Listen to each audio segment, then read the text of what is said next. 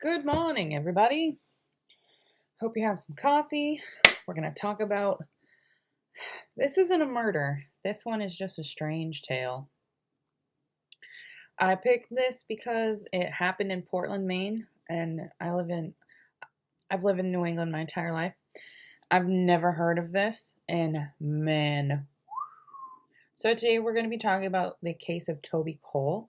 And I don't know if a lot of people have heard of this, but I saw this. So I was like, this is batshit crazy. We need to cover this. So, did I introduce myself? Hey, I'm Liz. This is Creating Crime Time. I'm your host. I sit down, I talk about a true crime case, or in this case, a very strange story. And yeah, I hope you guys enjoy. I hope you keep sticking on around. Don't forget to hit that red subscribe button, turn that bell notification on all, and that way you know whenever I upload frequently during the week. I have kind of like changed my upload schedule to doing just Monday through Friday instead of doing 7 days a week because I'm a full-time working mom. This is not my only job. I also have 2 children. I have a husband I take care of, all of the above. So yeah, enough of my rambling. Let's talk about some Toby Cole. So, on the 18th of September of 1989, a very confused and disheveled girl walked to the front desk at the William B. Jackson Elementary School in Portland, Maine. This girl couldn't speak, and she began to frantically motion with her hands, as if she was attempting to communicate something, but the school staff didn't understand it. Now, they approximated her to be about between 14 and 15 years old. That's what they thought she was. And thankfully, one of the front desk workers noticed that and recognized the motions she was giving were American Sign Language. And she ended up determining that the girl was signing, "Help me." Now, nobody at the school knew who she was. They didn't know what to make of her. So they ended up transporting her to a nearby school for the deaf where she would end up living throughout this investigation. Obviously, nobody knows who she is at all. And they ended up, so obviously they called the police and they ended up bringing in the FBI. And the FBI learned that the girl, she's identifying herself as Toby Cole. And she ends up talking about the tales of sex trafficking, and she explained through sign language and drawings that she had been kidnapped from California from a foster home by a man in a van in 1986. And she said that she was forced to live with a group of Satanists, basically. And from there, she was shuttled around the United States, maybe even Canada, before making her grand escape in Maine. So police, they didn't know what to make of her because everything was kind of very outlandish what they were hearing. So they tried their best to understand her. So they were told that Toby Cole may have been a name given to the teen by her captors.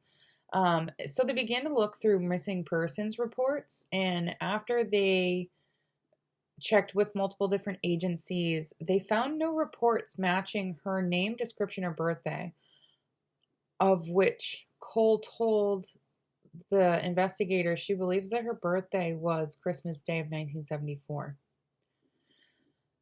So the FBI agent, his name is Paul Kavanaugh, he ended up saying in a press release that she indicated that she's not sure that Toby Cole's her real name, but it's a name that she was given by her abductors.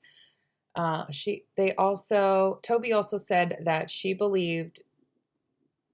Toby said that she was 15 years of age and possibly born on December 25th of 1974. He also stated that she seems to possess a very good vocabulary and she's far ahead of children in her age bracket, and she's highly intelligent and has great communication skills.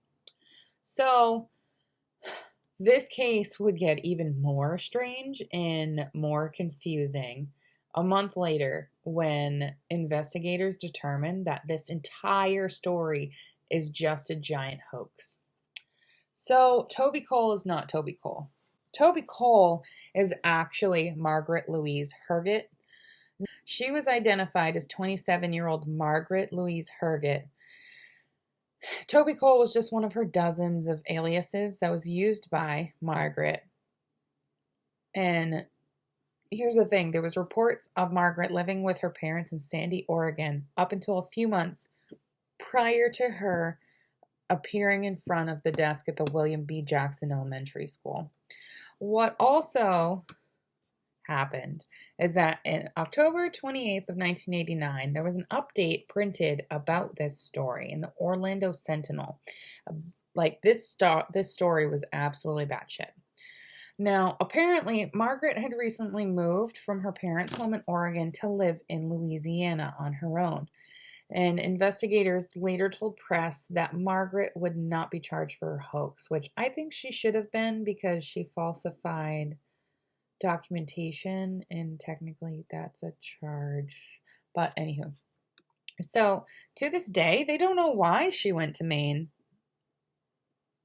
Literally, they have no idea why she went to Maine, why she went from Louisiana to Maine, or why she fabricated this story.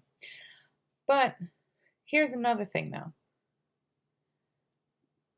She ends up bringing in the mysterious case of Casperhauser into this.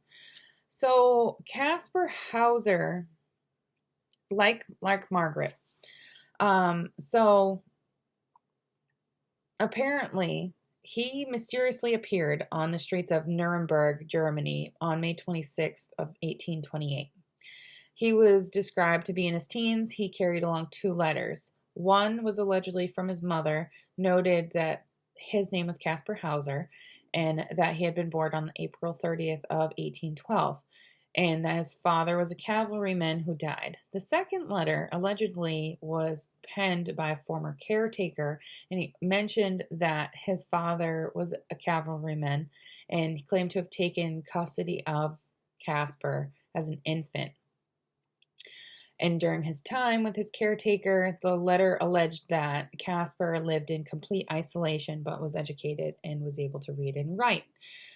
Well, apparently, so this is unlike Margaret. Casper was imprisoned while the German authorities tried to verify his identity. And during his imprisonment, they took pity on him, and funds were raised to see like the mysterious young man and to make sure that he received an education. Casper went on to telling many different conflicting stories about his life, leading some to suspect that his story was an elaborate hoax. Otherwise, and other people rejected the hoax theory, and they believed him, and they believed that he descended from royalty. To this day, we have no idea who the hell Casperhauser is and why he did what he did. Now, these stories super correlate together because Margaret Herget tried to make herself somebody different.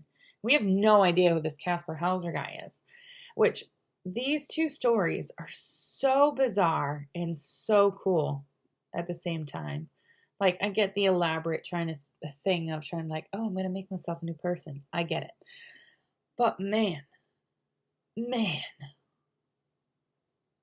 And she probably would have gotten away with it too if she covered her tracks better. But that, my friends, is the case of Toby Cole and a little bit of Casperhauser. I know, super strange, not a murder, but I wanted to cover something different because it's fucking weird. It's absolutely weird. Nobody talks about shit like this. So that's why I wanted to cover it. That, and it's from Portland, Maine, so you know. Alright, I'll see you guys tomorrow in another video. Bye, guys.